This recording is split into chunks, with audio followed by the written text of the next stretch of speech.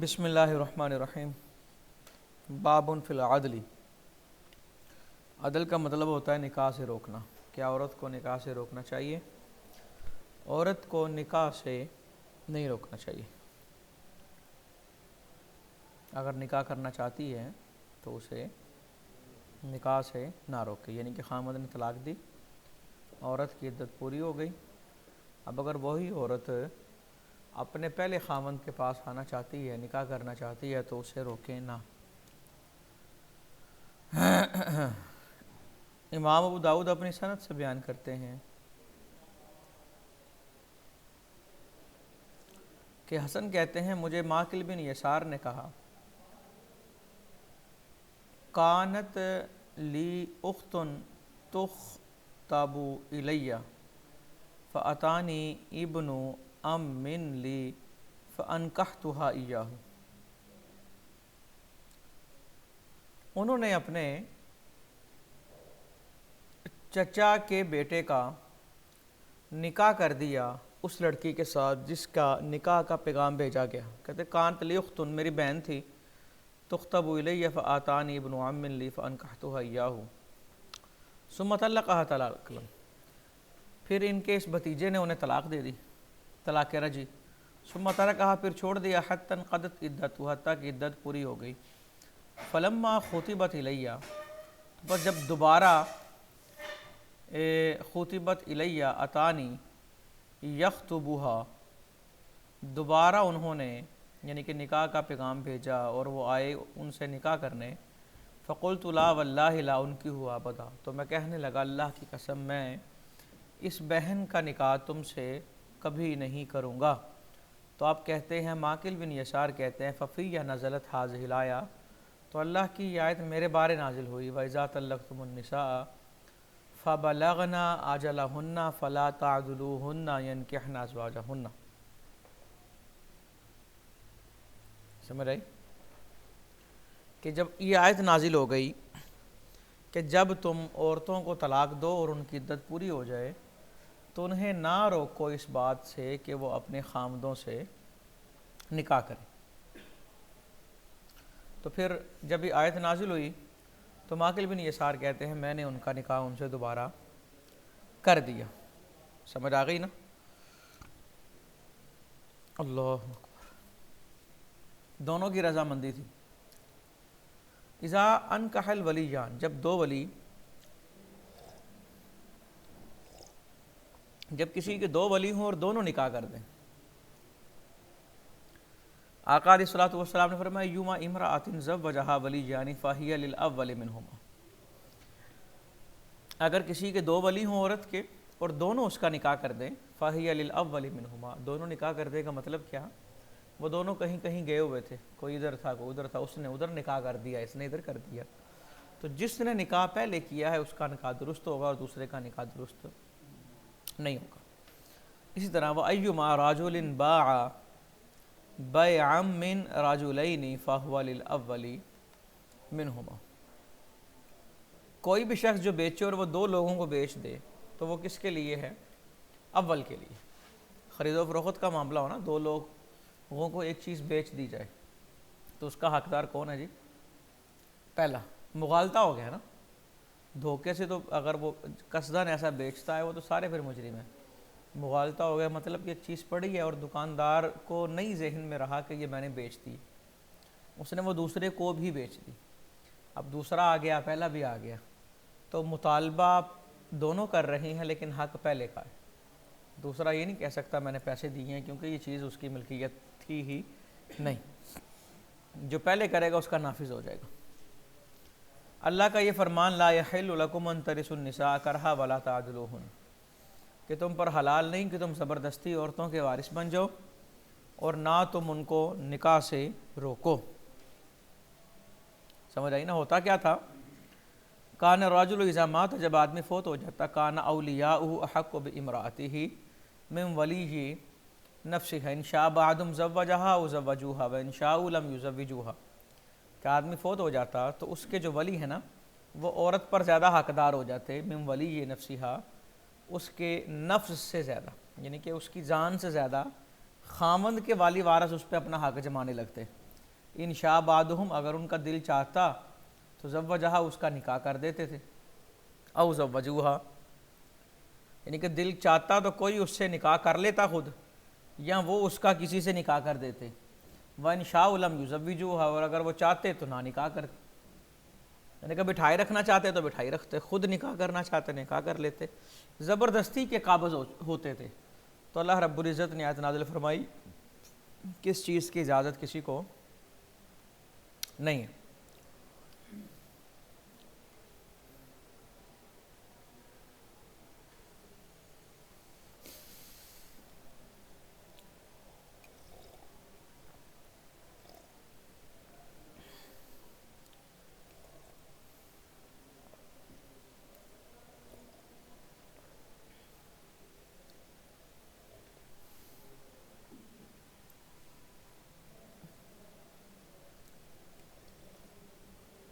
بابن فی الاستعماری، عورت سے اجازت لینے کا بیان۔ عورت کا نکاح کریں تو اس کی اجازت لینی چاہیے، زبردستی نکاح نافذ نہیں ہوتا۔ یہ نہیں ہوتا کہ ولی آ کر کے میں نے نکاح کر دیا ہے اور عورت کہے جی، یہ بالغہ کی بات ہو رہی ہے، عورت کہے جی مجھے منظور نہیں ہے، تو نکاح جو ہے یہ نافذ نہیں ہوگا۔ حضور علیہ الصلوۃ والسلام نے ارشاد فرمایا لا تنکح السیب حتی تستأمر ولا البکر الا باذنہا، کہ بیوہ عورت کا نکاح نہ کیا جائے جب تک اس سے اجازت نہ لی جائے، اور کنواری کا نکاح نہ کیا جائے مگر اس کی اجازت کے ساتھ۔ عرض کیا کہ یا رسول اللہ صلی اللہ علیہ وآلہ وسلم، کنواری کی اجازت کیا ہے؟ آپ نے فرمایا ان تسکتا، وہ خاموش ہو جائے۔ کنواری لڑکی کی اجازت یہ ہے کہ وہ خاموش ہو جائے۔ اب جو بیوہ ہے اس کی خاموشی رضامندی کی دلیل نہیں ہے۔ وجہ کیا ہے کہ وہ جو انسیت ہوتی ہے، وہ چونکہ شادی اس کی ہو چکی ہوئی ہے، تو جن معاملوں میں عورت جو ہے وہ شرم کی وجہ سے خاموش ہوتی ہے، تو بیوہ عورت جو ہے اس معاملے میں وہ خاموشی اختیار نہیں کرتی، وہ اس کو بیان کرتی ہے۔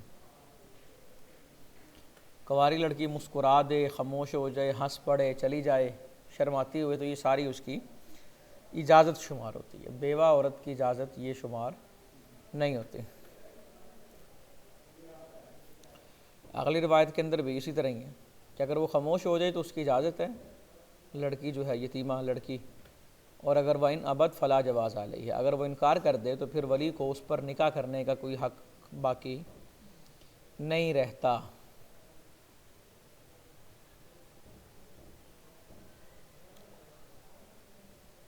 اب اگلی روایت یہ دیکھیں، اس کے اندر بکت ساکتت کے لفظ ہے، یعنی کہ بکت کا اضافہ، یعنی کہ رو دے یا خاموش ہو جائے۔ رونا بھی اس کی رضامندی ہوتی ہے۔ وہ روتی کیوں ہے؟ وہ اس بات سے، یعنی کہ وہ بہت آگے والا سوچ کے رونے لگ جاتی ہے کہ میں گھر سے چلی جاؤں گی، دور ہو جاؤں گی۔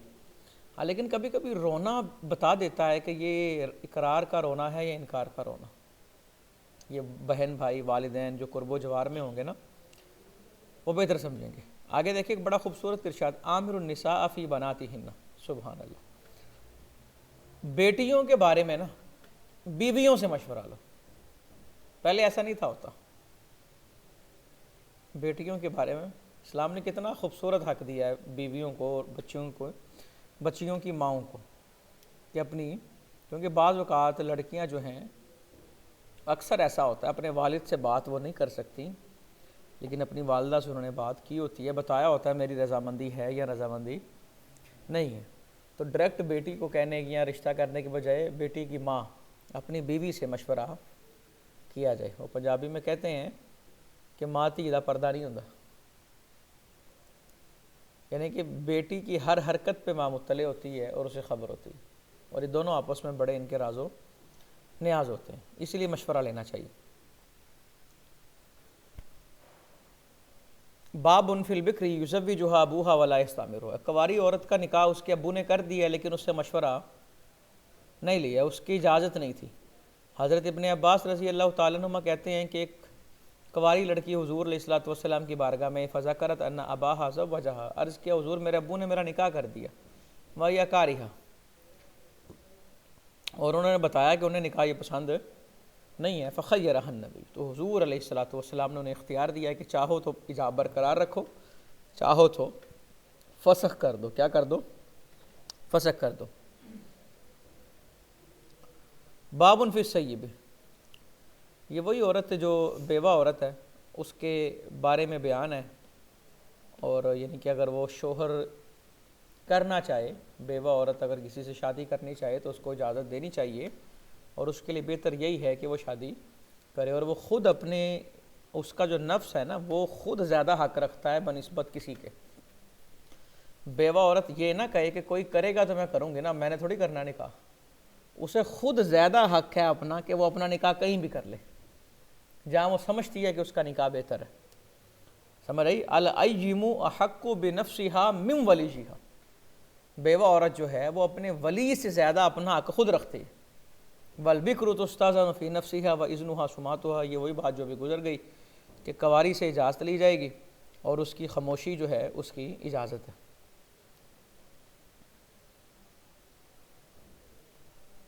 اور اگلی روایت میں بھی یہی کہ کواری سے اس کا باپ اجازت لے گا. اور آگے بھی اسی طرح کہ بیوہ عورت کے ساتھ ولی کا کوئی معاملہ نہیں، یعنی کہ بیوہ عورت اپنا نکاح کرے. آگے پھر وہی روایت کا مفہوم کہ حضور علیہ الصلوۃ والسلام نے اختیار دیا انہیں. بابن فی الاکفائی، کف کا بیان. کیا مطلب کہ جب کوئی کف مل جائے نا پھر نکاح میں دیری نہیں کرنی چاہیے. یعنی کہ وہ کام جن کے اندر جلدی کرنے کا حکم دیا گیا ان میں سے ایک کام یہ ہے کہ جب کف ملے تو پھر اس کا نکاح کر دیں. یہاں پر حضور علیہ الصلوۃ والسلام نے ارشاد فرمایا، آپ علیہ الصلوۃ والسلام نے حجامہ کرایا، پچھنے لگوائے. ابو ہند نے پچھنے لگائے حضور علیہ الصلوۃ والسلام کے. تو آپ نے فرمایا اے بنی بیادہ، یہ ابو ہند کا نام، اے بنی بیادہ، سوری ابو ہند نے پچھنے لگوائے حضور علیہ الصلوۃ والسلام کے. تو آپ نے فرمایا اے بنی بیادہ، ابو ہند کا نکاح کر دو. ابو ہند کا نکاح کر دو اور اس پر ان کا نکاح کر دو. کس پر؟ یعنی کہ یہ جو پچھنے لگاتے ہیں نا یہ کوئی عام بات نہیں ہے، یہ کام کرنے والا ہے. یعنی کہ یہ اب کام کاج کرتا ہے، روپیے کماتا ہے، محنت کرتا ہے، اس کی شادی کر دو. اور آپ نے فرمایا وَإِنْ كَانَ فِي شَيْءٍ مِّمَّا تَدَاوَوْنَ بِهِ خَيْرٌ فَالْحِجَامَةُ، جتنی چیزوں سے تم علاج کرتے ہو ان تمام چیزوں میں بہترین چیز جو ہے وہ یہ حجامہ ہی تو ہے، اور یہ معالج ہے. کیا مطلب یہ کہ یہ اس قابل ہو گیا، اپنے پیروں پہ کھڑا ہو گیا، اب اس کا کیا کرو؟ نکاح کرو. یہ کف بن سکتا ہے کسی کا. تو جب کوئی کف بن جائے یا کف ملے تو نکاح کے اندر دیری نہیں کرنی چاہیے. بابن فی تزویج من لم یولد، اس کا نکاح کرنا جو ابھی پیدا ہی نہیں ہوا. اس کا نکاح کرنا جو ابھی پیدا ہی نہیں ہوا، یہ نکاح جو ہے جائز نہیں ہے، ہوگا ہی نہیں نا، منعقد ہی نہیں ہوگا. اور یہ خود بھی گناہ گار ہونے کے مترادف ہے اور اگلے کو بھی گناہ گار کرنے کے مترادف ہے. دیکھیں جی، یہ بڑی لمبی روایت ہے، مختصراً مفہوماً عرض کرتا ہوں.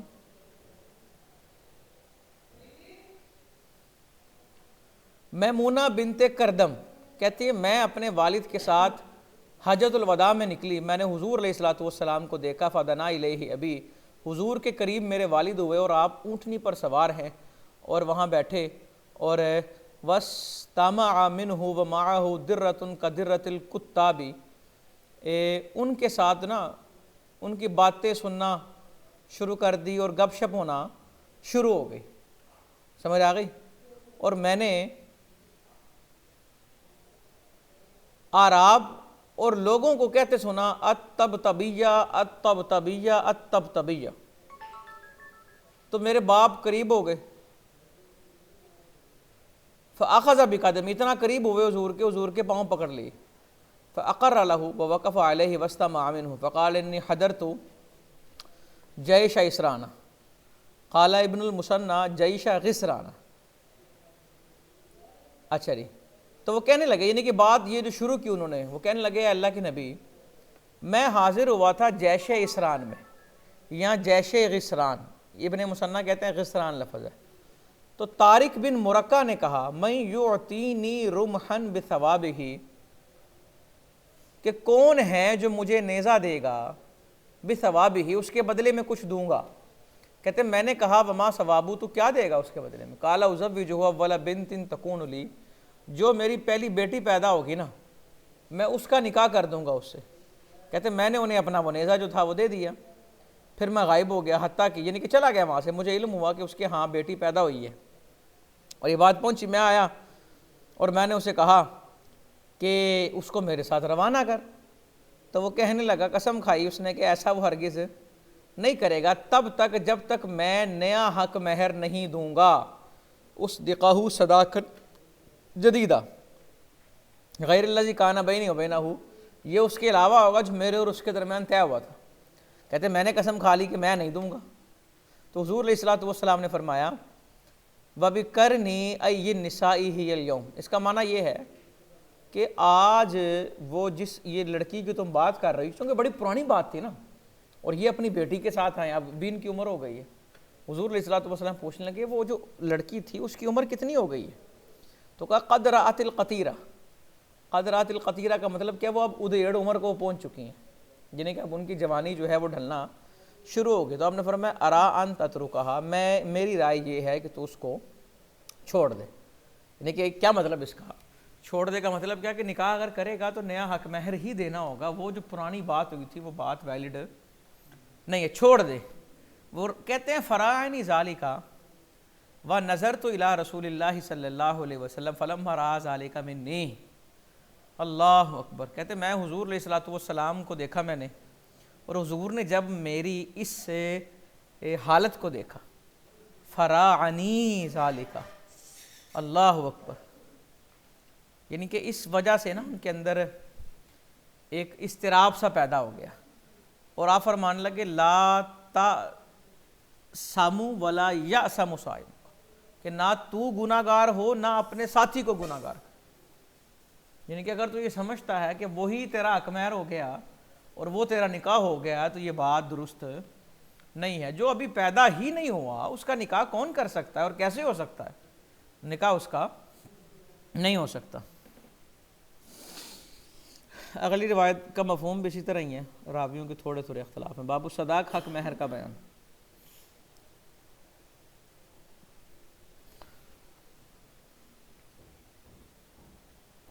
اما عائشہ رضی اللہ تعالیٰ عنہ سے پوچھا حضور علیہ الصلوۃ والسلام کے حق مہر کے بارے، آپ نے فرمایا سنتا عشرۃ اوقیہ تن ونشو، 12 اوقیے اور ایک نش۔ ابو سلمہ کہتے ہیں میں نے پوچھا نش کیا ہے؟ کہا نصف اوقیہ، یعنی کہ یہ 12.5 اوقیے بنے۔ ایک اوقیہ ہوتا ہے 40 درہم کا، ایک اوقیہ 40 درہم کا ہوتا ہے، اور یہ 12 ضرب 40 کتنے ہوئے؟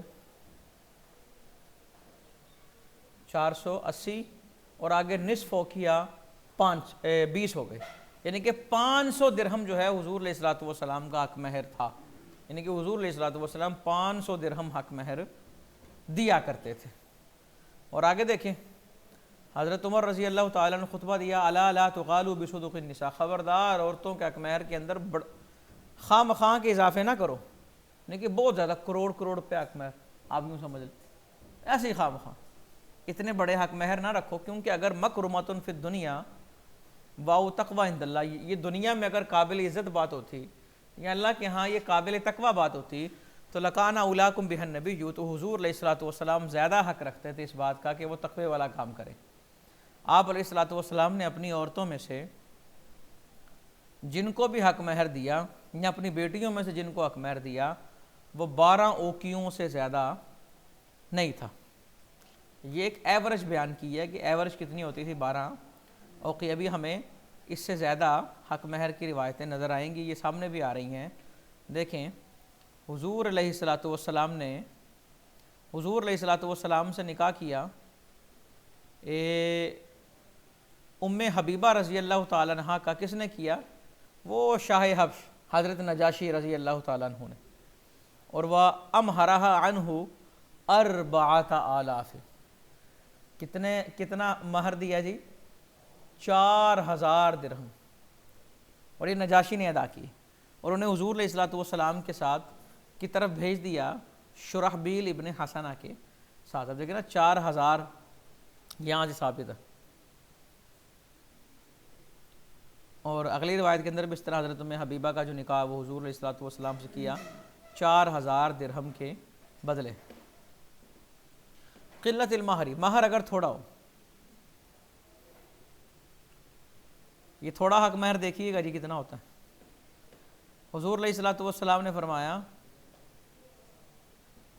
کہ حضور علیہ الصلوۃ والسلام نے حضرت عبد الرحمن بن عوف کو دیکھا اور ان پر نا ردع زعفر، زعفران کا رنگ لگا ہوا تھا. تو آپ نے فرمایا مہیم، یہ کیا ہے، یہ کس چیز کا رنگ ہے؟ عرض کیا حضور میری شادی ہو گئی ہے. آپ نے فرمایا اصدقتھا، حق مہر کیا دیا ہے؟ کہا وزن نوات من ذہب، مٹھی بھر سونا. آج تو یہ بڑی رقم ہوگی نا، لیکن اس کو یہ قلت کہہ رہے ہیں کہ یہ حق مہر تھوڑا تھا. تو آپ علیہ الصلوۃ والسلام نے فرمایا اولم ولو بشات، ولیمہ کر چاہے ایک بکری ہی کیوں نہ ہو. تو بعض اوقات میں اپنے دوستوں کو کہتا ہوں کہ ولیمے میں کم از کم مٹن ہونا چاہیے.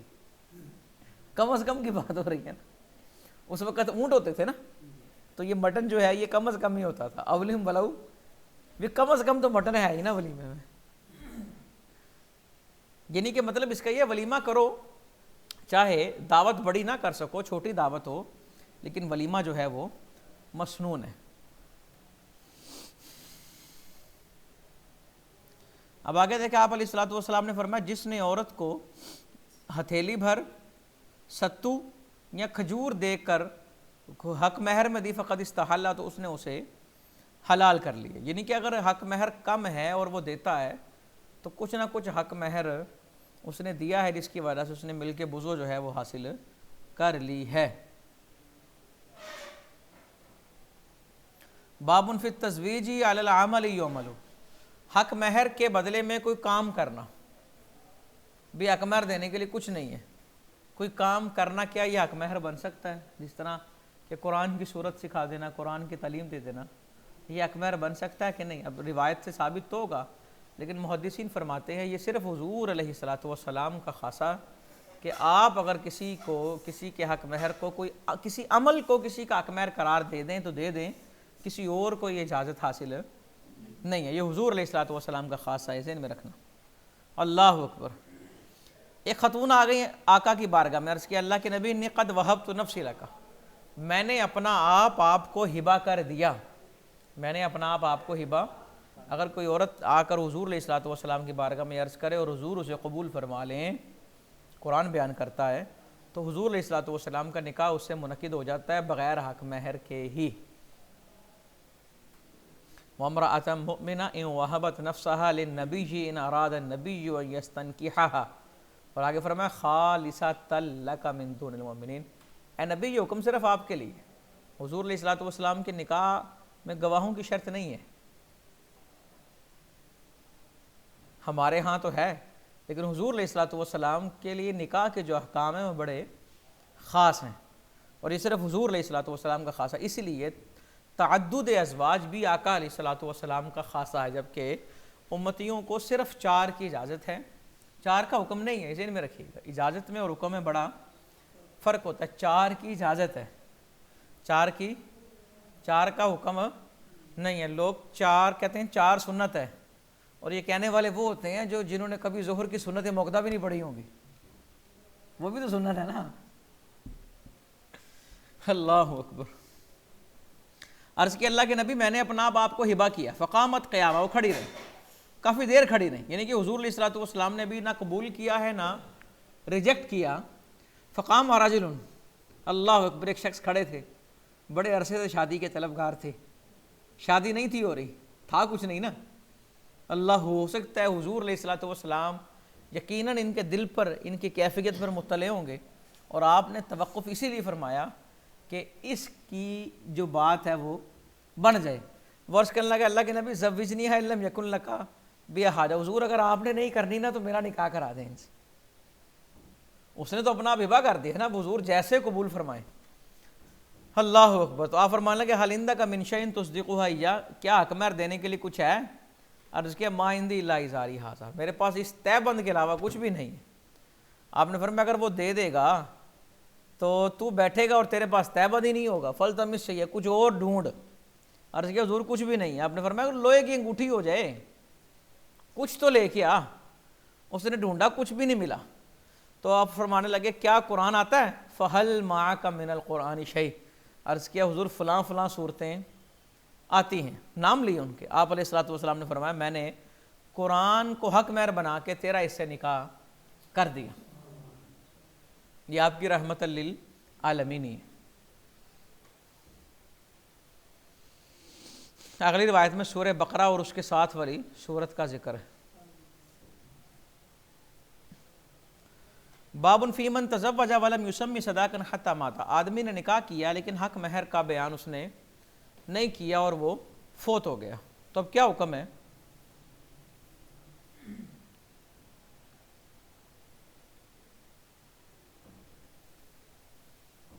وہ شخص جس نے عورت سے نکاح کیا اور فوت ہو گیا, ولم يدخل بها, دخول نہیں تھا کیا اس نے, اور اس کا حق مہر بھی مقرر نہیں تھا کیا, فقال لها الصداق کاملا, اسے پورا حق مہر ملے گا اور اس پر عدت بھی ہوگی اور اسے وراثت کا حصہ بھی ملے گا. مسئلہ اسی طرح ہی ہے. اگر خامند فوت ہو گیا, ویسے اگر خامند چھونے سے پہلے عورت کو طلاق دے دے تو اس پر عدت نہیں ہے. پھر اگر حق مہر مقرر تھا تو اس کو نصف ملے گا, اور اگر حق مہر مقرر نہیں تھا تو اس کو متعہ ملے گا, کچھ ساز و سامان وغیرہ یہ چیزیں. اور اللہ نے قرآن میں فرمایا یہیں پہ جہاں حق مہر آدھا ہے نا یا دیگر معاملات, اللہ فرماتا ہے اگر وہاں پورا دے دو گے نا, ان آیتوں کا مفہوم ہے, تو یہ بات اللہ کے نزدیک تقوی والی ہے. اور حافظوا علی الصلوات سے پہلے جو یعنی کہ حصہ ولا تنسبوا الفضل بینکم, کہ ایک دوسرے پر فضل نہ بھولو.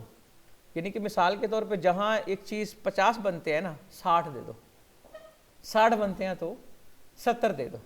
فضل کو آپس میں نہ بھولو, یعنی کہ جو بنتا ہے وہ تو دو, لیکن ساتھ کچھ چیزیں اضافے بھی. یعنی کہ ٹپ صرف ویٹروں کو نہیں دی جاتی, دیگر معاملات کے اندر بھی آپس میں وغیرہ ذالک. یہ اس فضل کو نہیں بھولنا چاہیے, اور اس کی بڑی برکتیں. نیت کریں کہ جہاں پر موقع ملے گا فضل کا فضل کریں گے انشاءاللہ. اس کے بڑے فوائد ہیں. 5-10 روپے سے کچھ نہیں ہوتا, لیکن اللہ رب العزت کی بارگاہ میں وہ بندہ معتبر ہوتا ہے کہ اللہ کے کہنے پہ وہ, اب دیکھیں نا 5 روپے کم کر کے لوگ بڑے سیانے بن رہے ہوتے ہیں کہ ہم نے بڑی سستی چیز لے لی. ہاں ڈیلنگ کریں, بھاؤ تو ہونا چاہیے, لیکن جب دیں تو ساتھ اسے کچھ اضافی بھی دیں.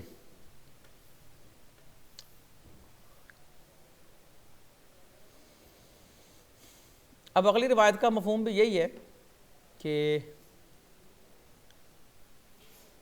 عبداللہ ابن مسعود رضی اللہ تعالیٰ عنہ نے نا اسی مسئلے میں یہی فتویٰ دیا جو ابھی ہم نے پڑھا ہے, اور وہ کہنے لگے اگر تو میرا فتویٰ ٹھیک ہے نا تو پھر یہ اللہ کی طرف سے, اور اگر میں غلطی پر ہوں تو پھر یہ شیطان کی طرف سے. تو کچھ لوگ آئے جن کے اندر قبیلہ اشجع کے جرا بھی ہیں, ابو سنان بھی. انہوں نے کہا ابن مسعود ہم گواہی دیتے ہیں کہ اللہ کے رسول صلی اللہ علیہ وآلہ وسلم نے بروا بنت واشق کے بارے میں یہی فتویٰ دیا تھا جو آپ نے فتویٰ دیا. تو انہوں نے اس پر اللہ کی حمد بیان کی کہ میں نے الحمدللہ جو فیصلہ کیا ہے وہ بالکل درست تھا.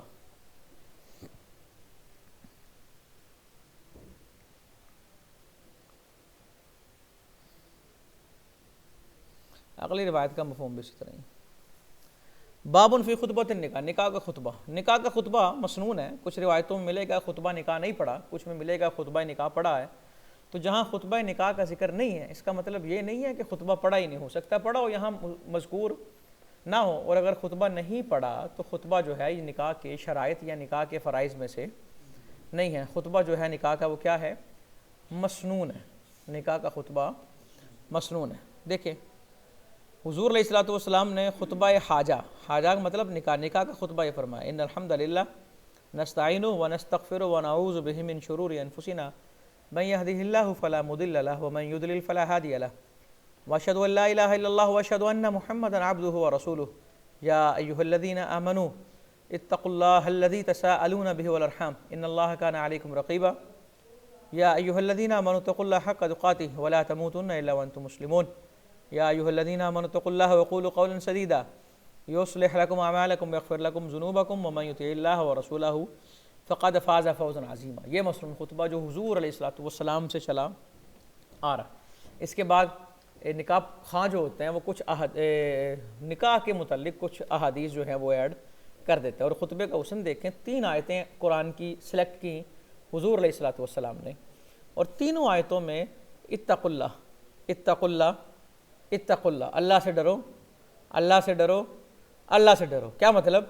کہ خاوند بیوی کے معاملے میں اللہ سے ڈرتا رہے اور بیوی خاوند کے معاملے میں اللہ سے ڈرتی رہے۔ جب دونوں اللہ سے ڈرتے رہیں گے نا، پھر نمبر 1 کسی سے ڈرنے کی حاجت نہیں ہوگی، اور نمبر 2 دونوں میں سے کوئی بھی زیادتی کی طرف آمادہ نہیں ہوگا اگر اللہ سے وہ ڈرتے رہیں گے۔ تو یہ خطبہ جو ہے یہ یہی پڑھتے ہیں نکاح خواہ جو ادھر بیٹھے ہیں، یہی خطبہ پڑھتے ہیں نا سارے۔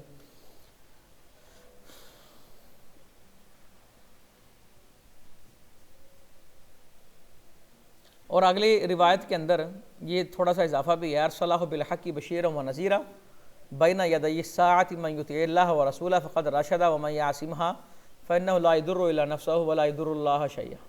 حضور علیہ الصلوۃ والسلام کی اتباع کا بھی حکم دیا گیا، اس کے اندر یہ گواہی دی گئی۔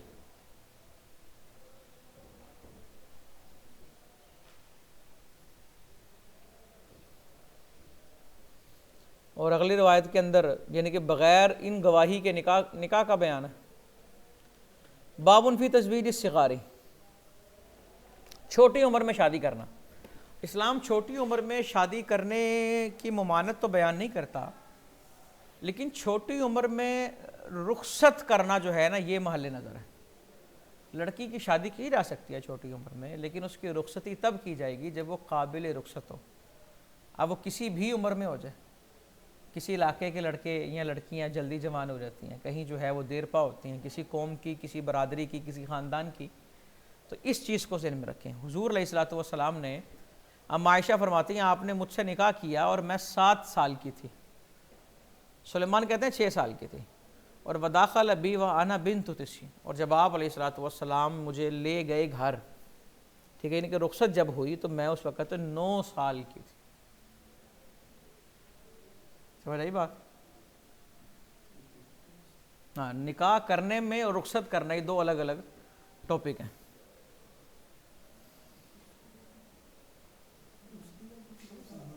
نو سال کی عمر میں۔ باب فی المقام عند البکری،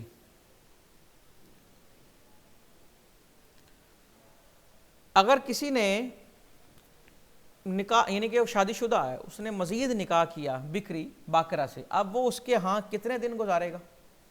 یعنی کہ نکاح کے فوراً بعد اس کے ہاں وہ جو قیام ہوگا اس کا وہ کتنا ہوگا؟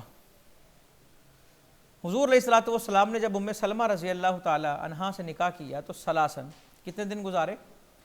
3 دن، اور آپ نے فرمایا لیسا بکی علی اہلکی ہوان ان شئتی سبعت لکی وان سبعت لکی سبعت لنساء۔ آپ نے فرمایا کہ تمہارے گھر والوں کے لیے اس سے زیادہ دن گزارنے آسان، یعنی کہ تمہارے ہاں میں نے جو 3 دن گزارے ہیں یہی بہتر ہیں، اس سے زیادہ دن گزارنے میں آسانی نہیں ہے، اور اگر تو چاہے تو میں 7 دن تیرے ہاں گزار لوں، لیکن پھر مجھے باقی خواتین کے ہاں بھی 7 دن ہی گزارنے پڑیں، یعنی کہ پھر یہاں پر آنے کی باری جو ہے وہ لیٹ آئے گی۔ اللہ اکبر۔ اگلی روایت کے اندر بھی اسی طرح کہ حضرت صفیہ سے جب نکاح کیا تو 3 دن گزارے، لیکن وہ سیبہ تھی۔ اب یہ اگلی روایت یہ حضرت انس بن مالک والی روایت میں وضاحت آگئی، تزوج البکر علی السیب اقام عند سبع، جب سیب پر باکرہ سے نکاح کرے، یعنی کہ جب نکاح کواری سے ہوگا تو اس کے ہاں کتنے دن گزارے؟ حضور علیہ الصلوۃ والسلام نے 7 دن گزارے، اور جب سیبہ سے نکاح کرتے تو آپ 3 دن گزارتے، یعنی کہ اگر کسی کواری عورت سے آپ نے نکاح فرمایا تو آپ 7 دن قیام کیا ادھر، اور جب کسی بیوہ سے نکاح کیا تو آپ نے وہاں کتنے دن قیام کیا؟ 3 دن قیام کیا۔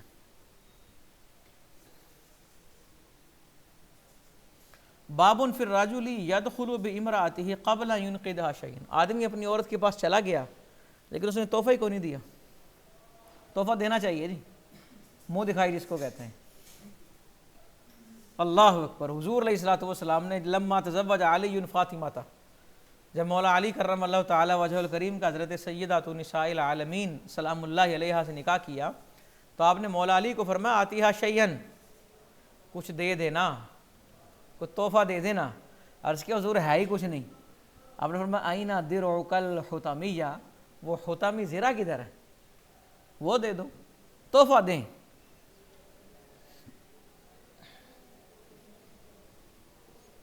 اللہ اکبر، یہ آگے وہی یہی روایتیں چل رہی ہیں۔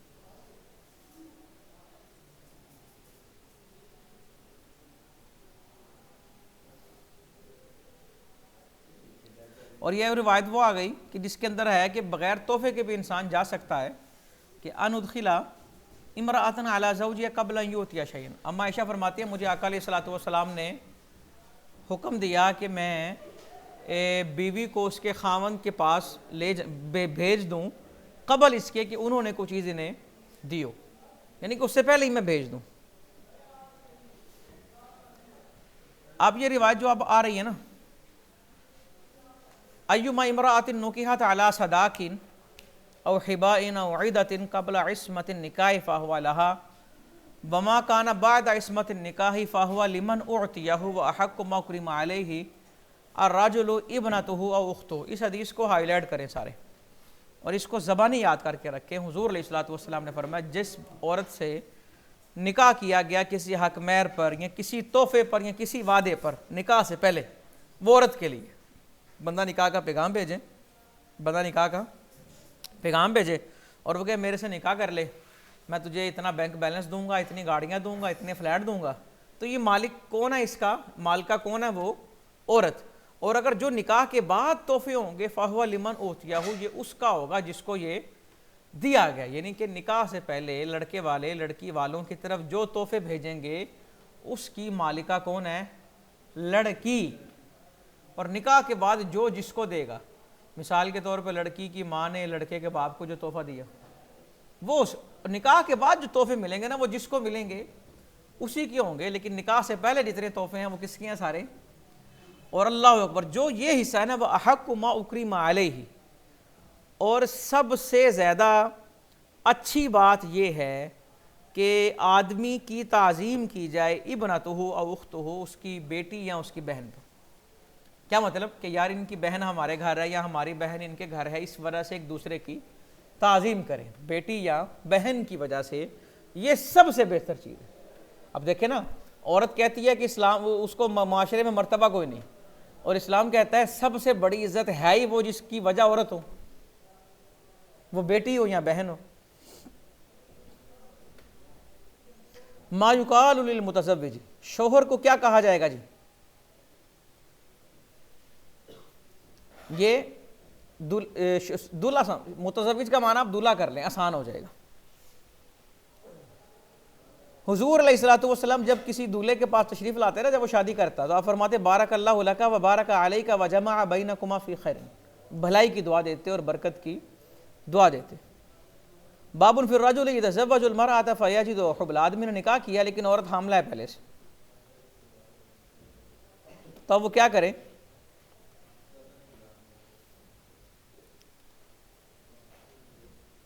بسرا کہتے ہیں میں نے ایک عورت سے نکاح کیا، باکرہ تھی، جب میں ان پر داخل ہوا دیکھا تو وہ حاملہ ہیں، تو حضور علیہ الصلوۃ والسلام نے فرمایا کہ تو نے انہیں حق مہر دے کے ان کا فرج حلال کر لیا، اور جو بیٹا پیدا ہوگا وہ تیرا غلام ہوگا۔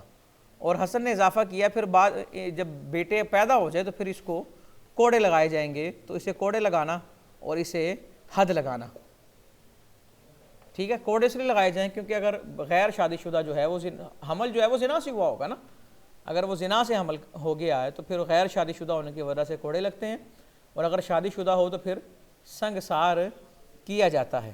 یہ بات ذہن میں رکھنا، یہ ایمان اور عقیدے کی بات ہے۔ اگر کسی روایت میں یہ جس خاتون کی بات ہوئی ہے نا جنہیں کوڑے لگانے کا حکم دیا گیا، یہ صحابیاں ہیں رضی اللہ تعالیٰ عنہ ہی ہیں، یہ ذہن میں رکھنا۔ اگرچہ گناہ سرزد ہو گیا ہے لیکن اس کے باوجود یہ سزا ان کی توبہ ہے۔ اور وہ حضرت ماعز بن مالک اسلمی رضی اللہ تعالیٰ عنہ والی روایت بھی تمام نے پڑھی ہوگی متعدد مرتبہ، کہ جنہیں سزا لگی اور جب انہیں سنسار کیا جا رہا تھا تو خون کی چھینٹے پڑے نا کسی کے چہرے پر، تو انہوں نے کہہ دیا کہ ناپاک خون یا کچھ اس طرح کی بات کی، تو حضور علیہ الصلوۃ والسلام کے چہرے کا رنگ متغیر ہو گیا۔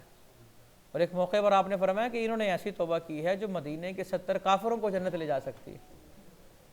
یہ صحابی ہی ہیں، اور یہ صحابی ہی ہیں، سمجھ آئی نا؟ اور اہل سنت کا موقف یہ ہے کہ گناہ کبیرہ کے ارتکاب سے بندہ کافر نہیں ہوتا۔ باب فی القسم بین النساء، عورتوں کے درمیان باری، کیا مطلب کہ جس کی ایک سے زائد عورتیں ہوں، جس کی ایک سے زائد عورتیں ہوں وہ ان کے درمیان عدل کرے گا۔ کیا کرے گا؟ عدل کرے گا۔ من کانت لہ امرأتان فمال الی احداہما جاء یوم القیامۃ وشقہ مائل، جس کی دو عورتیں ہوں اور ایک کی طرف وہ زیادہ جھک جائے، قیامت کے دن اس حال میں آئے گا کہ اس کا جسم جھکا ہوا ہوگا، ٹیڑھا ہوگا۔ حضور علیہ الصلوۃ والسلام اپنی ازواج میں عدل فرماتے اور کہتے ہیں اللہم ھذا قسمی فیما املک، اے اللہ میری یہ تقسیم ہے جس کا میں اختیار رکھتا ہوں، فلا تلمنی فیما تملک ولا املک، اے اللہ اس میں معاملہ گرفت نہ فرمانا جس میں مجھے اختیار نہیں ہے اور تجھے اختیار ہے، یعنی کہ دل، اللہ ظاہری طور پر تو میں نے تقسیم کر دی ہے، لیکن اگر دل کسی کی طرف زیادہ مائل ہے تو اس میں گرفت نہ فرما۔ اور دل کس کی طرف زیادہ مائل تھا؟ حضرت اماں عائشہ رضی اللہ تعالی عنہا کی طرف۔ اور اماں عائشہ رضی اللہ تعالیٰ عنہ فرماتی ہیں کہ ہمیں لگتا تھا حضور علیہ الصلوۃ والسلام جو ہیں وہ آج بھی حضرت سیدہ خدیجہ الکبریٰ رضی اللہ تعالیٰ عنہ کو نہیں بھولے، اور یہ بات بالکل ٹھیک ہے، حضرت خدیجہ کے ہوتے ہوئے حضور علیہ الصلوۃ والسلام نے کوئی اور نکاح نہیں فرمایا تھا۔ اب یہ اگلی روایت دیکھ لیں، اس کے اندر آپ فرما رہے ہیں کہ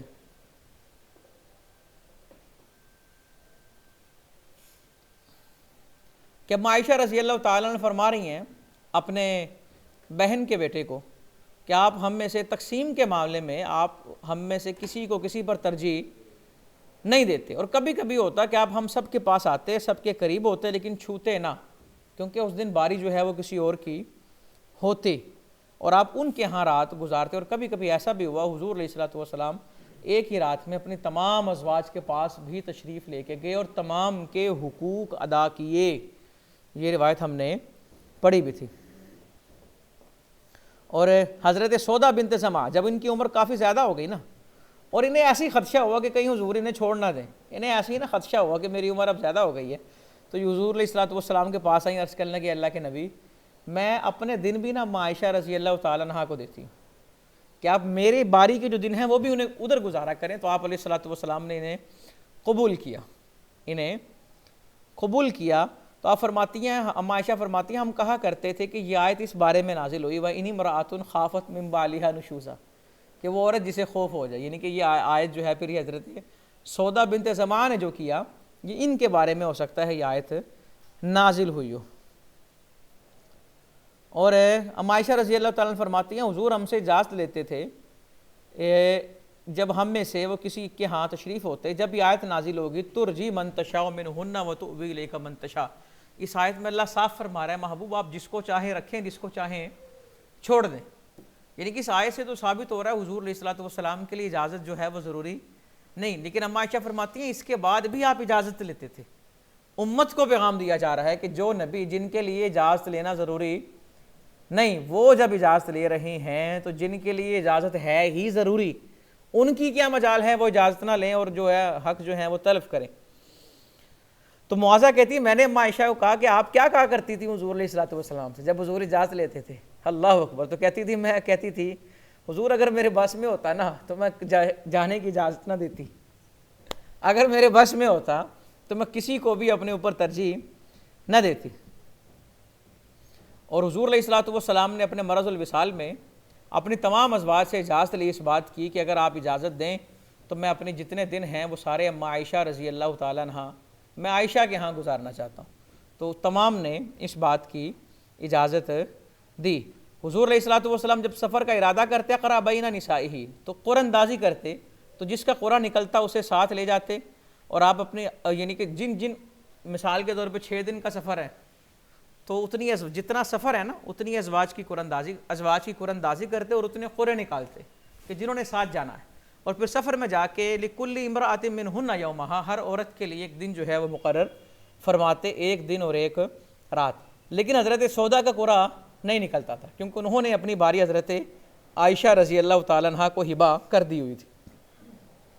باب فی الرجل یشترط لہا دارہا، عورت نے نکاح کیا آدمی سے اور کہا مکان دو گے تو نکاح کروں گی، مکان کی شرط پر الگ رہائش چاہیے مجھے۔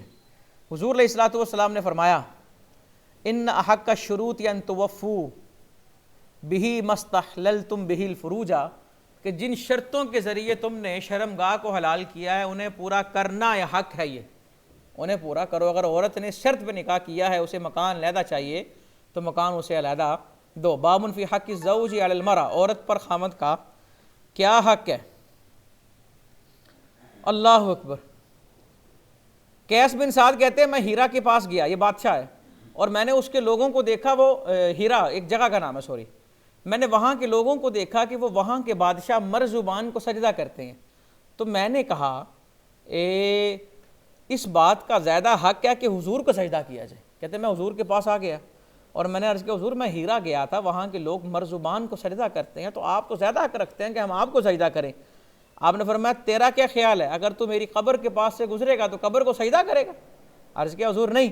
فرمایا پھر ایسا نہ کرو، اگر میں حکم دیتا کسی کو سجدہ کرنے کا تو میں حکم دیتا بیوی کو کہ وہ اپنے خاوند کو سجدہ کرے، کیونکہ اللہ نے ان پر، ان عورتوں پر ان کے خاوند کا حق رکھا ہے۔ یعنی کہ کتنا بڑا حق ہے کہ اگر سجدہ جائز ہوتا اللہ کے علاوہ کسی کو تو عورت کو حکم دیتا، مشورہ نہیں، مشورہ جائز نہیں، حکم دیتا کہ وہ اپنے خاوندوں کو سجدہ کریں۔ آدمی اپنی عورت کو بلائے بستر پہ، ظاہر سی بات ہے جسمانی تعلق کے لیے بلائے، اور عورت انکار کر دے تو قیام اور فلم تاتی، اور وہ نہ آئے اور رات گزارے آدمی عورت سے ناراض ہو کے، تو صبح تک اس پر فرشتے لعنت بھیجتے ہیں۔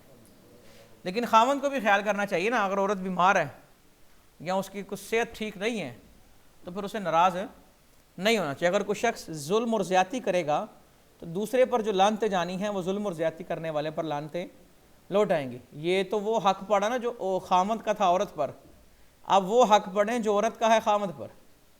جو ایک بندے کے حقوق ہوتے ہیں نا وہ دوسرے کے فرائض ہوتے ہیں۔ باب فی الحق المرأة علی زوجہا، راوی کہتے ہیں میں نے عرض کیا اللہ کے نبی ہماری بیویوں کا کیا حق ہے ہم پہ؟ آپ نے فرمایا ان تطعمها اذا طعمت، جب تو کھائے تو اسے کھلا، اور ساتھ یہ معنی بھی ہے جو تو کھائے وہ اسے کھلا، اور جو تو پہنے وہ اسے پہنا، اور اس کے چہرے پر نہ مار، اسے اس کی توہین نہ کر، اور یعنی کہ اس کے گالی گلوچ نہ کر، ولا تہجر الا فی البیت، اور اس کو چھوڑنا مگر گھر میں۔ گھر میں چھوڑنے کا مطلب کہ عورت کو سمجھایا وہ نہیں سمجھتی تو بستر علیحدہ کرنے کا حکم ہے، لیکن گھر کے باہر عورت کو چھوڑنا جو ہے یہ مردانگی نہیں ہے، عورت کو گالی دینا یہ مردانگی نہیں ہے، بھوکا پیاسا رکھنا یہ قطعاً مردانگی نہیں ہے، اور فرمایا گیا اس کے چہرے پر نہ مارو۔ اچھا یہاں پہ ایک روایت آتی ہے، یہ باقیوں کے معنی وہی ہیں، یہ باب فی ضرب النساء، عورتوں کو مار پٹائی کے بارے میں جو چیپٹر ہے اس میں۔ اب یہاں پر تو حضور علیہ الصلوۃ والسلام نے فرما دیا نا، قرآن کی آیت آگے فَإِنْ خِفْتُمْ نُشُوزَهُنَّ فَاهْجُرُوهُنَّ فِي الْمَضَاجِعِ، اگر ان سے نافرمانی کا خوف ہے تو پھر ان کے بستر کو الگ کر دو۔ لیکن جو روایت میں بتانا چاہ رہا ہوں نا، یہ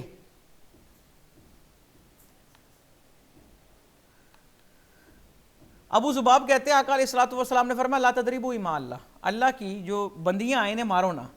تو حضرت عمر آ گئے عرض کرنے کے ظاہرن النساء علی ازواجہن، حضور آپ نے حکم دیا ہے عورتوں کو مارنا نہیں ہے، عورتیں دلیر ہو گئی ہیں اور مردوں پر حاوی ہو گئی ہیں، تو فرخص فی ضربہن، تو حضور علیہ الصلوۃ والسلام نے اجازت دے دی کہ تھوڑا زد و کوب کرنا ہو تو کر لیا کرو، لیکن فاطاف بحال رسول اللہ صلی اللہ علیہ وسلم نساء کثیر، ساری عورتیں آ گئی حضور کے گھر، یشکون ازواجہن، اپنے خامدوں کی شکایتیں لے کر۔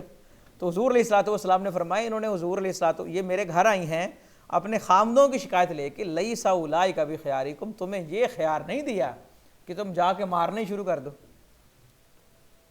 ہلکی سی ضرب لگانے کا مقصد تکلیف دینا نہیں ہے، یہ ذہن میں رکھنا۔ مارنے کا مقصد تکلیف دینا، مارنے کا مقصد یہ ہے کہ اسے احساس ہو کہ میں ناراض ہوں۔ وہ ہلکا سا ہاتھ ایسے کر کے بھی ہو سکتا ہے، یا چہرہ جو ہے ادھر کر کے بھی، اس کے بڑے طریقے ہو سکتے ہیں۔ حضرت عمر ابن خطاب حضور علیہ الصلوۃ والسلام سے روایت کرتے ہیں کہ آدمی جو اپنی عورت کو ضرب لگائے گا قیامت میں اس سے اس کا سوال نہیں ہوگا، لیکن یہ وہ ضرب ہے جو شرعی ضرب ہے۔ آج کل تو دیکھیں نا بڑا ظلم و ستم ہوتا ہے۔ یہ شرعی ضرب کا مطلب میں نے ابھی بڑی تفصیل سے آپ کے سامنے رکھا کہ تکلیف دینا، اذیت دینا مقصود نہ ہو، بلکہ یہ جتلانا مقصود ہو کہ میں تم سے ناراض ہو۔ باب ما یؤمر من غض البصر، نظریں جھکانے کا حکم ہے جی۔ کیا مطلب؟ اس نظر کے بارے پوچھا جو پڑ گئی ہے کسی پہ، تو آپ نے فرمایا اس کو جھکا لو، اس کو پھیر لو۔ اے علی، نظر کی پیروی نہ کرے، کیونکہ پہلی معاف ہے اور دوسری نظر معاف نہیں ہے۔ لا تباشر المرأة المرأة، کوئی عورت کسی عورت کی بغل گیر نہ ہو، لتنعتها، تاکہ وہ اپنے خامند کو جا کے اس عورت کا بتائے، کأنما ينظر الیہ، یعنی کہ عورت سے بغل گیر ہوگی، وہ آ کے اپنے خامند کو بتائے گی کہ اس کا جسم ایسا تھا، اس کی آنکھیں ایسی تھی، اس کا سر ایسا تھا، تو گویا یہ ایسے ہی ہے جیسے کہ اس کا خامند اس عورت کو دیکھ رہا ہے۔ یعنی کہ کسی عورت کے بارے میں سننا یہ ایسا ہی ہے جیسے اس پر نظر ڈالنا، اور اس چیز سے منع کیا گیا۔ حضور علیہ الصلوۃ والسلام نے ایک عورت کو دیکھا، یہ اجنبی تھی، تعلیم امت کے لیے واقعہ، تو آپ حضرت زینب بنت جحش اپنی زوجہ کے پاس تشریف لائے اور ان سے آپ نے مباشرت فرمائی۔ پھر صحابہ کے پاس تشریف لائے اور کہا عورتوں کی شکل میں شیطان آتا ہے، جب کوئی عورت کو دیکھے اور اس کے دل میں خیال آ جائے تو وہ اپنے گھر جائے، سارے کام چھوڑ کے اور اپنی حاجت کو پورا کرے، تاکہ اس کے وسوسے جو ہے وہ ختم ہو جائیں۔ کیونکہ اگر انسان حاجت کو پورا نہیں کرے گا تو وہ اس عورت کے بارے سوچتا رہے گا اور پھر وہ گناہوں کے موقع ڈھونڈے گا، اور وہ تب تک نیک رہے گا جب تک موقع نہیں ملے گا۔ یہ روایت دیکھیں، حضرت ابو ہریرہ کہتے ہیں آقا علیہ الصلوۃ والسلام نے فرمایا لکل ابن آدم حظہ من الزنا، ابن آدم کا جو زنا کا حصہ ہے وہ لکھ دیا گیا ہے۔ ہاتھ بھی زنا کرتے ہیں، آنکھیں بھی زنا کرتی ہیں، زبان بھی زنا کرتے ہیں، اور لا محالہ اسے جو اس کے زنا کا حصہ لکھا ہے وہ اسے مل کر ہی رہے گا۔ اور کانوں کا زنا بھی ہے، کانوں کا زنا برا سننا، زبان کا زنا برا بولنا، ہاتھوں کا زنا برا پکڑنا، پیروں کا زنا بری جگہ جانا، اور آنکھوں کا زنا کیا ہے؟ برائی کو دیکھنا۔ باب فی وطی سبایا، قیدیوں سے وطی کرنا۔ قیدی عورت اگر حاصل ہوئی ہے تو تب جب تک اس کا استبراء رحم نہ ہو جائے، یا اگر کئی نئی لونڈی خریدیں تب بھی استبراء رحم تک اسے وطی کرنے کی اجازت نہیں ہے۔ غزوہ کس غزوے کی بات ہو رہی ہے؟ حنین کی بات ہو رہی ہے۔ تو جب قیدی آئے نا تو کچھ صحابہ کرام نے ان سے وطی کرنا جائز نہ سمجھا، کیونکہ ان کے مشرک خامن جو ہیں وہ زندہ تھے۔ تو اللہ رب العزت نے آیت نازل فرمائی والمحصنات من النساء الا ما ملکت ایمانکم، یعنی کہ عورتیں یہ تمہارے لیے حلال ہیں، خامد ان کے بے شک زندہ ہیں، لیکن جب تک پیٹ ان کا صاف نہیں ہوگا تب تک وطی کرنا جائز نہیں ہے۔ حضور علیہ الصلوۃ والسلام نے غزوے میں امرأۃن مجیحن، ایک عورت کو دیکھا کہ اس کا حمل پورا ہونے والا، یعنی کہ بس قریب ہے کہ وہ بچے کو جنے، اور دیکھ کے آپ نے فرمایا لعل صاحبہا علم بہم، مجھے لگ رہا ہے کہ یہ جس کے حصے میں آئی ہے نا اس نے اس سے صحبت کی ہے۔ عرض کیا حضور ایسا ہی ہے؟ تو آپ نے فرمایا میں چاہتا ہوں کہ میں ایسی لعنت بھیجوں جو قبر میں ساتھ جائے۔ یہ کیسے ہو سکتا ہے کہ غیر، یعنی کہ وہ کسی کے حمل پر اپنا پانی لگا رہا ہے، کیف یوارث وہو لا یحل لہ، جو اس کے لیے حلال نہیں، اور کیسے یہ خدمت لے گا اس سے جو اس کے لیے حلال نہیں ہے۔ یعنی کہ کسی کا اگر حمل ہو تو اس کے اوپر انسان جو ہے وہ، ایک روایت میں وضاحت کے ساتھ فرمایا کہ غیر کی کھیتی کو اپنے پانی سے سیراب نہ کرو۔ اگلی روایت بھی اسی طرح حاملہ سے وطی نہیں کی جائے گی جب تک کہ اس کا حمل نہ ہو جائے، پیدا نہ ہو جائے، یا اگر کسی نے نئی لونڈی خریدی ہے یا مالک بنا ہے تو جب تک اس کو ایک حیض نہ آ جائے تب تک اسے وطی نہیں کی جائے گی۔ یہ دیکھیں حنین کے موقع پہ فرمایا لا یحل لامرئ یؤمن باللہ والیوم الآخر ان یسقی ماءہ زرع غیرہ، جو آدمی اللہ اور یوم آخرت پر ایمان رکھتا ہے اس کے لیے حلال ہی نہیں کہ وہ اپنے پانی سے غیر کی کھیتی کو سیراب کرے۔ بابن فی جامع نکاح، نکاح کے متفرقات یعنی کہ مختلف مسائل۔ جب کوئی نکاح کرے یا کوئی خادم خریدے تو وہ کیا کہے اللہم انی اسألک خیرہا و خیر ما جبلتہا علیہ و اعوذ بک من شرہا و من شر ما جبلتہا علیہ واذا اشتری بعیرا فلیأخذ بذروۃ سنامہ، جب اونٹ خریدے تو اس کی کوہان پکڑ کر ولیقل مثل ذالک، یہی دعا پڑھے۔ یہ دعا پڑھنی چاہیے، اس کا مطلب یہ ہے کہ اللہ اس کی برکات ہمیں عطا فرما، اور جو چیزیں ان کے اندر فطرتاً بری رکھی گئی ہیں ہمیں ان کے شر سے محفوظ فرما۔ جب کوئی اپنی بیوی کے پاس آئے تو وہ یہ دعا پڑھے بسم اللہ اللہم جنبنا الشیطان وجنب الشیطان ما رزقتنا ثم قدر ان یکون بینہما ولد فی ذلک لم یضرہ شیطان ابدا۔ اگر وہ یہ دعا پڑھے گا اور اللہ نے اس صحبت کی برکت سے ان میں اولاد رکھی ہوگی تو زندگی بھر شیطان اس اولاد کو نقصان نہیں دے سکتا۔ ابدا کبھی نقصان نہیں دے سکتا اگر یہ دعا پڑھی ہو، اللہ بسم اللہ اللہم، آدمی جب بھی برہنہ ہو اس سے پہلے بسم اللہ وہ پڑھ لے. اس سے کیا ہوگا؟ اس سے جنات اور اس کے سطر کے درمیان کچھ چیز آڑے آ جائے گی، جنات اس کو برہنہ نہیں دیکھ سکتے. بیت الخلاء میں جاتے وقت بھی دعا پڑھنے کا حکم ہے، بسم اللہ پڑھیں. اگر یہ نہیں پڑھتے تو اللہم انی اعوذ بک من الخبث والخبائث پڑھیں. تو کیا ہوگا؟ جنات جو ہیں اگر انسان کو پھر وہ بے پردہ نہیں دیکھ سکتے. اگر وہ نہیں پڑھے گا تو جنات انسان سے کھیلتے بھی ہیں، اور وہ کیسے کھیلتے ہیں وہ پھر کبھی بتاؤں گا. لعنت کی گئی اس آدمی پہ جو عورت سے آتا ہے، فی دبرہا، غلط جگہ میں، دبر میں آتا ہے. یہودی جب عورتوں سے جماع کرتے وہ کہتے تھے جو پیچھے سے فرج میں آئے گا تو اس کا بیٹا بھینگا پیدا ہوگا. تو اللہ نے آیت نازل فرمائی نساؤکم حرث لکم فاتوا حرثکم انا شئتم. معاملہ ایسا نہیں ہے، عورتیں تمہاری کھیتیاں ہیں، تم جہاں سے چاہو وہاں سے آ سکتے ہو. اب اصل میں جب مہاجرین مکہ آئے نا، مہاجرین مکہ مدینہ آئے، تو مہاجرین اور انصار کے جو سیکسول ریلیشن کا میتھڈ تھا وہ چینج تھا تھوڑا. اب مدینہ کے اندر جو انصار تھے نا، انصار مدینہ، یہ چونکہ مدینہ میں یہودی آباد تھے تو یہودی پڑھے لکھے تھے، تو یہ یہودیوں سے نا علم سیکھا کرتے تھے اور تعلیم حاصل کرتے تھے اور ان کی قدر کرتے تھے. اب یہاں پہ عورتوں کے ساتھ جو مباشرت کی جاتی تھی اس کے اندر عورتوں کے سطر کا بڑا لحاظ رکھا جاتا تھا، یعنی کہ ایک ہی طریقہ رکھا ہوا تھا. اور مکہ کے اندر جو طریقہ رائج تھا وہ یہی تھا کہ برہنہ ہو کے مباشرت کرتے تھے. اور جب مہاجرین کا انصار میں رشتہ ہوا اور انہوں نے اسی طریقے پر مباشرت کرنا چاہی تو پھر جو انصاری تھے وہ خاتون تھیں، انہوں نے کہا نہیں، یوں نہیں ہوگا. پھر جب وہ معاملہ طول اختیار کر گیا اور وہ بات پھیلی تو حضور علیہ الصلوۃ والسلام پر اللہ رب العزت نے آیت نازل فرما دی کہ نساؤکم حرث لکم فاتوا حرثکم انا شئتم. عورتیں تمہاری کھیتیاں ہیں، جہاں سے چاہو آؤ، لیکن آنا مقام حرث میں ہے، مقام فرث میں نہیں. یہ ذہن میں رکھنا، جہاں سے چاہو آؤ لیکن آنا مقام حرث میں ہے، جہاں سے کھیتی پیداوار ہوتی ہے، اور کہیں اور نہیں آنا. حیض کے اندر مباشرت کرنا قطعاً جائز نہیں ہے جی، قطعاً حیض کے اندر مباشرت کرنا جائز، مباشرت فاحشہ جائز نہیں ہے. بوسو کنارے انسان کر سکتا ہے، بغل گیر بھی ہو سکتا ہے، لیکن کہا گیا غیر النکاح، نکاح کے علاوہ جو ہے معاملات جو ہیں وہ کیے جا سکتے ہیں.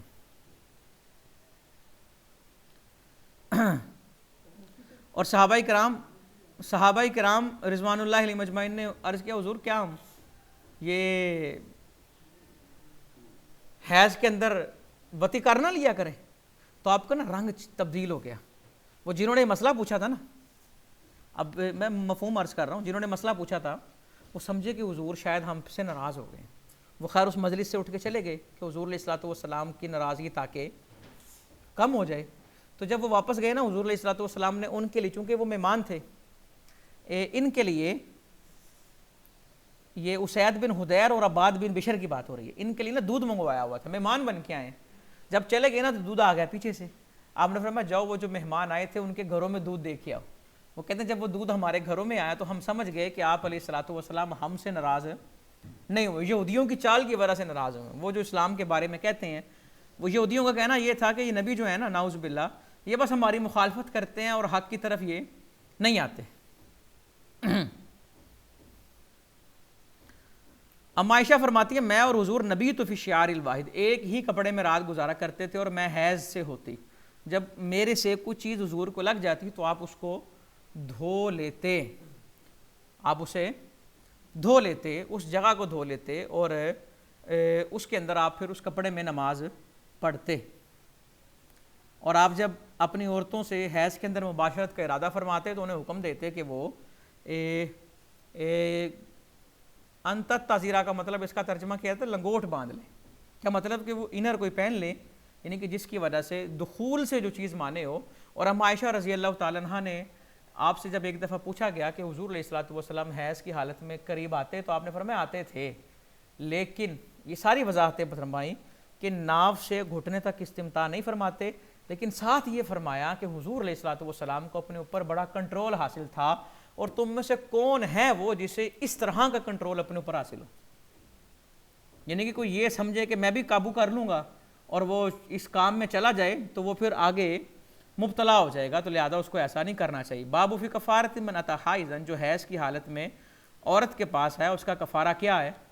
توبہ کرے گا وہ، لیکن اس حدیث میں دینار کا یا نصف دینار کا بھی ذکر ہے، یعنی کہ اگر عورت کو خون جاری تھا تو صحبت کر لی اس نے تو دینار صدقہ کرے، اور اگر خون رکا ہوا تھا لیکن دن حیض کے ہی تھے تو پھر وہ نصف دینار صدقہ کرے، لیکن ساتھ توبہ کرنا ضروری ہے۔ عزل کا بیان، عزل آپ سب جانتے ہیں، موجودہ دور میں مانع حمل پروٹیکشن یا کوئی ایسی چیز، عزل ویسے کہتے ہیں کہ جب انسان کا مادہ نکلنے لگے تو وہ عورت سے ہٹ جائے۔ تو حضور علیہ الصلوۃ والسلام نے فرمایا، یعنی کہ مختلف روایتوں کا مفہوم کہ نہ میں حکم دیتا ہوں نہ میں منع کرتا ہوں، لیکن بات یہ ہے جس نے پیدا ہونا ہے نا اس نے پیدا ہو کر ہی رہنا ہے، وہ ذرے ہلکے سے ذرے سے بھی وہ چیز پیدا ہو سکتی ہے، اللہ نے جس کو پیدا کرنا ہے وہ چیز پیدا ہو کر رہے گی۔ اللہ اکبر۔ یہودی کہا کرتے تھے عزل جو ہے نا یہ ایسا ہی ہے جیسے زندہ درگور کر دینا کسی کو، تو حضور علیہ الصلوۃ والسلام نے فرمایا یہود جھوٹ بولتے ہیں، ایسا نہیں، اللہ نے جس کو پیدا کرنا ہے وہ چیز پیدا ہو کر رہے گی۔ اور یہ دیگر روایتیں بھی یہی کہ صحابہ کرام نے پوچھا تو آپ نے فرمایا اللہ نے جس کو پیدا کرنا ہے وہ پیدا ہو کر، یعنی کہ نہ حکم دیا عزل کا نہ عزل سے روکا۔ اور ایک شخص آئے حضور کی بارگاہ میں انصاری، حضور میرے پاس لونڈی ہے، میں اس کے پاس جاتا ہوں لیکن میں نہیں چاہتا کہ وہ حاملہ ہو، تو آپ نے فرمایا اگر تو چاہے، یعنی کہ عزل کی اجازت مانگے، تو آپ نے فرمایا اگر تو چاہے تو کر لے، لیکن جو تیرے مقدر میں لکھ دیا ہے وہ آ کر رہے گا۔ اور کچھ دنوں کے بعد وہ شخص آئے، کہنے لگے حضور میری لونڈی جو ہے وہ حاملہ ہو چکی۔ اب فرمایا میں نے تجھے بتایا تھا کہ جو تیرے مقدر میں اولاد لکھ دی ہے وہ تجھے مل کر رہے گی۔ اس کتاب کی آخری روایت اور بڑی جامع روایت ہے، بڑی لینتھی ہے، ما یکرہ من ذکر الرجل ما یکون اصابت اہلہ، آدمی رات کو اپنی بیوی کے پاس آئے اور صبح جا کر وہ لوگوں کو بتائے رات میں نے یہ کیا، رات میں نے یہ کیا، کتنا بڑا یہ گناہ ہے۔ اللہ اکبر۔ راوی کہتے ہیں میں نے حضرت ابو ہریرہ سے زیادہ مدینہ میں کسی کو بھی متقی نہیں دیکھا اور کتنا مہمان نواز نہیں دیکھا۔ میں اور وہ بیٹھے تھے، ایک دن وہ اپنی چارپائی پہ تھے اور ان کے ساتھ کیسن تھیلیاں تھی حسن او نمن، جس کے اندر کنکر وغیرہ تھے اور گٹھلیاں تھیں، اور ایک لونڈی تھی ان کی سودا، اور وہ تسبیح پڑھتے تھے۔ جب وہ تھیلی کی گٹھلیاں پوری ہو جاتی تو القاہ الیہ فجمعتہ فاعادتہ فی الکیس، تو وہ لونڈی گٹھلیاں اکٹھی کر کے تھیلی میں رکھ دیتی، آپ پھر پڑھنا شروع کر دیتے، اور مجھے فرمانے لگے کیا میں تجھے حضور کی حدیث نہ سناؤں؟ میں نے عرض کیا کیوں نہیں؟ فرمانے لگے میں انا اوعک فی المسجد، مسجد میں بیٹھا بخار کی وجہ سے میں کانپ رہا تھا، حضور تشریف لائے مسجد میں، کہا من احس الفتى الدوسی، یہ دوسی جوان کدھر ہے؟ 3 دفعہ کہا، تو ایک شخص عرض کرنے لگا حضور وہ مسجد کے کونے میں بیٹھے نا بخار سے ہانپ رہے ہیں، تو آپ تشریف لائے میرے پاس اور آپ نے اپنا ہاتھ مجھ پر رکھا اور مجھے میری تعزیت کی اور آپ چلے گئے، میرا حال پوچھا اور چلے گئے، حتیٰ کہ آپ اس جگہ آئے جہاں آپ نے نماز پڑھائی، لوگوں پر اور 2 صفیں تھیں، 2 صفیں مردوں کی تھیں اور 1 صف عورت کی، یا 2 صفیں عورتوں کی تھی اور 1 صف مرد کی، تو آپ نے فرمایا ان انسان الشیطان شیئا من صلاتی، اگر شیطان مجھے میری نماز میں کچھ بھلا دے تو قوم تسبیح بیان کر دے اور عورتیں ہاتھ پہ ہاتھ ماریں۔ آپ نے نماز پڑھائی اور کچھ نہ بھولے، اور جب نماز پڑھا دی کہا مجالسکم مجالسکم، بیٹھے رہو یہیں۔ موسیٰ نے اضافہ کیا ہا ہونا، پھر اللہ کی حمد و ثنا کی، کہا اما بعد ثم اتفقوا، اب سارے راوی متفق ہو گئے اگلے حصے پر۔ آپ نے مردوں کی طرف توجہ فرمائی، کہا تم میں سے کوئی شخص بیوی کے پاس آئے دروازہ بند کر دے چھپ جائے اللہ کے پردوں میں، کہا جی ہاں، کہا پھر وہ صبح جا کر کہے فالتو قضا و قضا، میں نے رات یہ کیا اور یہ کیا، لوگ خاموش ہو گئے۔ اب عورتوں کی طرف متوجہ ہوئے، کیا ہے کوئی تم میں سے جو یہ کہتا ہے؟ عورتیں خاموش ہو گئی، تو ایک عورت کھڑی ہوئی اعلیٰ رکبتیہا وتطاولت لرسول اللہ، اپنے گھٹنوں پر کھڑی ہوئی اور بلند ہوئی تاکہ حضور اسے دیکھیں اور اس کی بات سنیں۔ فقالت یا رسول اللہ، عرض کیا اللہ کے نبی انہم لا یتحدثون وانہن لا یتحدثن، حضور کچھ مرد بھی ایسا کہتے ہیں اور کچھ عورتیں بھی ایسی کہتی ہیں۔ قال هل تدرون ما مثل ذلك، فقال انما ذلك مثل شیطانۃ لقیت شیطانۃ فی السکۃ فقضى منها حاجته والناس ينظرون الیہ، یہ ایسے ہی ہے، یعنی کہ تنہائی کی بات کو لوگوں کے سامنے رکھنا ایسا ہی ہے جیسے شیطان نے نر شیطان نے مادہ شیطان سے لوگوں کی نظروں کے سامنے جمع کیا ہو۔ خبردار، آدمی کی پاکیزگی یہی ہے کہ اس کی ہوا اور اس کا رنگ ظاہر نہ ہو، اور خبردار عورت کی پاکیزگی یہ ہے کہ اس کا رنگ اور اس کی ہوا ظاہر، یعنی کہ اللہ نے جب پردے میں ایک چیز رکھی ہے اور آپ آ کر اسے باہر بتائیں گے تو یہ تو ایسا ہی ہے نا جیسے لوگوں کی نظروں کے سامنے صحبت کر رہے ہیں۔